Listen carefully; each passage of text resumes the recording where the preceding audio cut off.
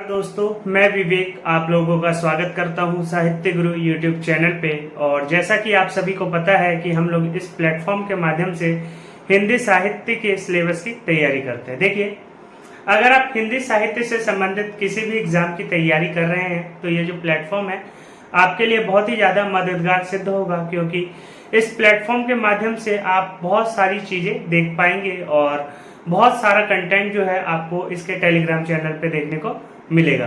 देखिए, आज हम जिस टॉपिक को लेके आए हैं या जिस टॉपिक पे आज हम बात करेंगे वह यह है कि 90 दिनों में, केवल 3 महीनों में हम अपने नेट जेआरएफ की तैयारी जो है कैसे कर सकते हैं।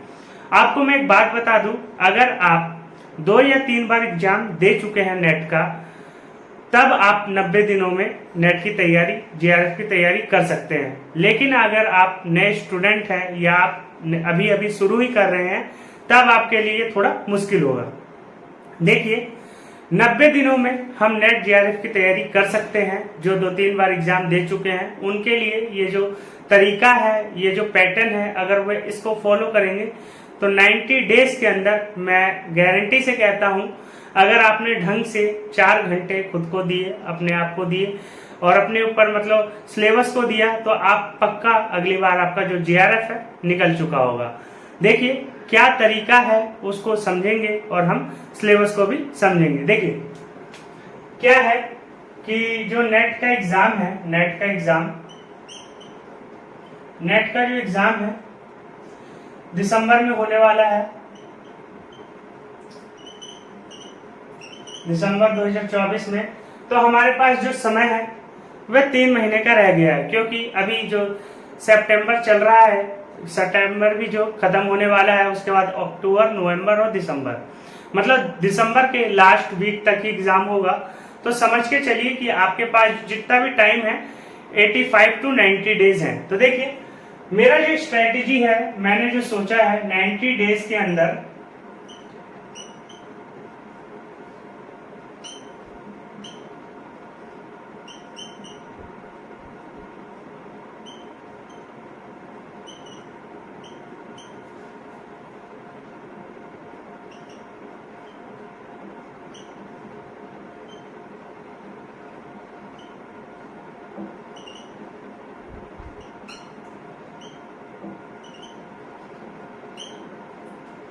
तो देखिए, मैं जो आपको कहना चाह रहा हूं कि मतलब 90 डेज के अंदर, केवल 85 से 90 दिनों के अंदर हम जो है नेट जेआरएफ की तैयारी कैसे कर सकते हैं। आपको पता है कि जो सिलेबस है बहुत ज्यादा बड़ा है, 2 पेपर है इसमें, पेपर 1 और पेपर 2। पेपर 2 आपका अच्छा भी हो सकता है, लेकिन पेपर 1 जो है वह सबके लिए कॉमन है। हर एग्जाम, मतलब कोई भी सब्जेक्ट से रिलेटेड हो या किसी भी टॉपिक से रिलेटेड हो, हर किसी को पेपर 1 का एग्जाम जो है देना ही पड़ेगा। देखिए, क्या है पेपर 1 और पेपर 2, आप सभी को पता है कि 2 एग्जाम होते हैं, पेपर 1 और पेपर 2। पेपर 1, पेपर 2 दोनों में टोटल 10 यूनिट्स हैं। 10 यूनिट्स इसमें है और 10 यूनिट्स जो है इसमें भी है। तो जो सिलेबस है बहुत ही ज्यादा लेंदी हो जाता है, मतलब बहुत ही ज्यादा लेंदी हो जाता है, ठीक है, और बहुत ज्यादा टाइम लेता है। तो देखिए, हमें किस तरीके से तैयारी करनी है कि हम चीजों को पढ़ भी सके, नया कंटेंट भी पढ़ सके, पुराने को रिवाइज भी कर सके, बीच में हम एमसीक्यूज भी लगा सके, पीवाईक्यूज को भी कर सके, ताकि जो हमारी तैयारी है ना बहुमुखी तरीके से हो सके, मतलब हम सभी चीजों को मजबूत करते चले जाएं और चीजें जो है कुछ भी कमजोर ना रहे। तो देखिए, क्या है, मैंने बहुत ही ज्यादा एक अच्छा तरीका निकाला है, जो कि मुझे खुद लगा कि हाँ, इस हिसाब से तैयारी की जाए तो मतलब एग्जाम निकालना कोई कठिन बात नहीं है। तो जो नए स्टूडेंट है वह इस चीज को फॉलो कर सकते हैं, और जो पुराने हैं उनको तो ये फॉलो करना ही चाहिए, क्योंकि इसी आसान तरीके से आप बहुत ही कम समय में एक अच्छा रिजल्ट देने की ताकत रखते हैं। देखिए, क्या है सबसे पहले तो हमें जो पेपर 2 है, पेपर 2 या पेपर 1, दोनों के पीवाईक्यूज,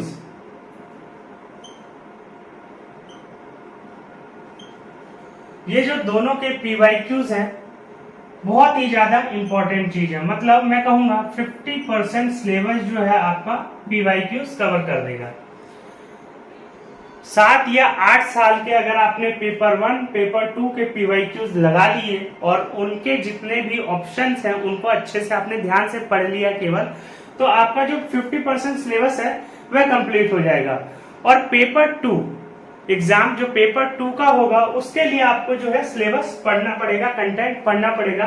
क्योंकि पेपर 2 जो होता है ना, देखिए पेपर 2 का जो एग्जाम होता है इसके जो क्वेश्चन होते हैं 1 से लेके 50 तक, ये जो क्वेश्चन होते हैं कॉमन होते हैं, ठीक है, मतलब कॉमन क्वेश्चन होते हैं। और मतलब ये जो क्वेश्चन होते हैं अगर आपने वन लाइनर तैयार कर रखा है या फैक्चुअल जो क्वेश्चन होते हैं उसको तैयार कर रखा है ना, तो फैक्ट के बेस पे आता है ये, ठीक है, फैक्चुअल क्वेश्चन होते हैं। पेपर क्वेश्चन 1 से लेके 50 तक पेपर 2 का। वही देखिए इसके जो क्वेश्चन होते हैं 50 से लेके 90 तक, क्योंकि आपको पता है हिंदी साहित्य में जो 90 से लेके 100 तक जो होता है वह गद्यांश के ऊपर क्वेश्चन होते हैं। तो 50 से लेके जो 90 तक क्वेश्चन होते हैं ना, मतलब 40 क्वेश्चन, 40 क्वेश्चन, इसमें सबसे ज्यादा इंपॉर्टेंट रोल होता है सिलेबस का। सिलेबस का जो कि कंटेंट जो आपने पढ़ा होगा, जो कि पेपर 2 का जो कंटेंट है उसमें सबसे ज्यादा अहम रोल जो होता है इन्हीं 50 से लेकर 90 तक क्वेश्चन में होता है। और ये बहुत ही ज्यादा इंपॉर्टेंट चीज होती है, तो इसको आपको करना पड़ेगा। देखिए क्या है, आप कैसे 3 महीने में तैयार कर सकते हैं। तो जैसे कि आपको पता है आपके पास महीना जो बचेगा अक्टूबर का मिलेगा, उसके बाद मिलेगा नवंबर का, उसके बाद दिसंबर का। अगर आप डेली खुद को 3 घंटे का समय दें, डेली आपको 3 घंटे का समय देना है, पेपर 2 को 2 घंटे का समय देना है, पेपर 1 को 1 घंटे का समय देना है। अगर आपने तैयारी की सही से, अगर इसको आपने 3 घंटे रोज दे दिया तो आपका जो एग्जाम निकलना है आप एक बार में जेआरएफ हो जाएंगे। देखिए क्या है, आपको नया कंटेंट भी पढ़ना पड़ेगा और पीवाईक्यूज को भी करना पड़ेगा, और बीच बीच में जो एमसीक्यूज होते हैं,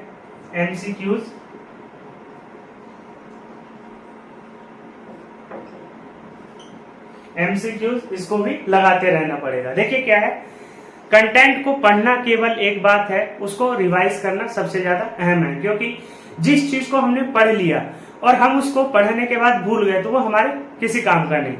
लेकिन जिस चीज को हमने पढ़ा, कम पढ़ा, लेकिन वह चीजें जो है हमें याद है, उन चीजों में हम गलतियां कम करेंगे तो वो चीजें जो है वही चीजें एग्जाम में हमें क्वालिफाई करवाएगी और वही चीजें जो है हमारा जो एग्जाम है निकलवाएगी।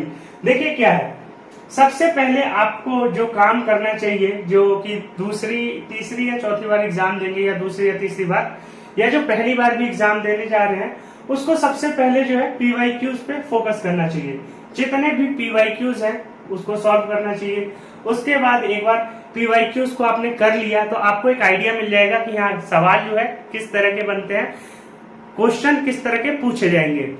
तो फिर जब आप कंटेंट पढ़ेंगे तो आप उन चीजों पे ज्यादा फोकस करेंगे और फोकस होकर पढ़ेंगे और वो चीजें जो है आपको ज्यादा अच्छे से याद भी होंगी। उसके बाद आपको क्या करना है, उसके बाद आपको करना है कि एमसीक्यूज लगाने, मतलब नए क्वेश्चंस को लगाना है। आप किसी भी वेबसाइट पे या किसी भी मतलब अच्छे प्लेटफॉर्म से उन क्वेश्चन को ले सकते हैं और उनके पेपर जो है लगा सकते हैं, जिससे जो आपकी तैयारी है अच्छी हो सकती है। और ये जो 3 महीने है ना, इनमें बस 3 घंटा डेली, 3 घंटा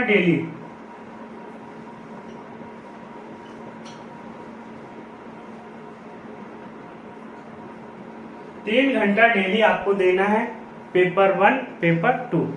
मतलब पेपर 2 को आप 2 घंटा दीजिए, पेपर 1 को 1 घंटा दीजिए और पीवाईक्यूज लगाइए, क्वेश्चन पेपर को ही सॉल्व कीजिए तो भी आप कर पाएंगे। देखिए ये जो तरीका है बहुत ही ज्यादा अच्छा तरीका है। इसमें आप नए कंटेंट को भी पढ़ सकेंगे, पुरानी चीजों को भी देख पाएंगे और रिवाइज भी आपका होता रहेगा। तो ये जो तरीका है, मतलब मैंने बहुत सोचा तब जाके मतलब मुझे ये लगा कि हाँ अगर इस तरीके से एग्जाम की तैयारी की जाए और दूसरी तीसरी बार जो एग्जाम दे रहा है इसका वो तो पक्का निकाल ही लेगा।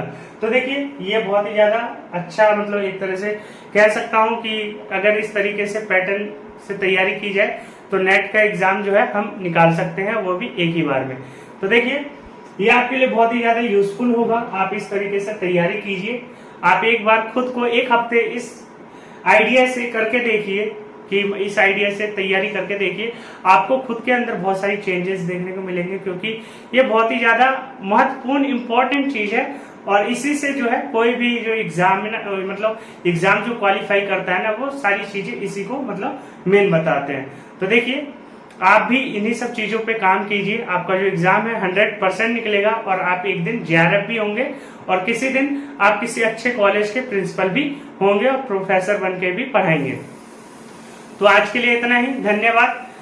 मेरे साथ बने रहिए। साहित्य गुरु चैनल को सब्सक्राइब कर लीजिए और हिंदी साहित्य से जुड़े तमाम महत्वपूर्ण कंटेंट के लिए आप मेरे टेलीग्राम चैनल को भी ज्वाइन कर सकते हैं और टेलीग्राम का लिंक जो है डिस्क्रिप्शन बॉक्स में आपको देखने को मिल जाएगा।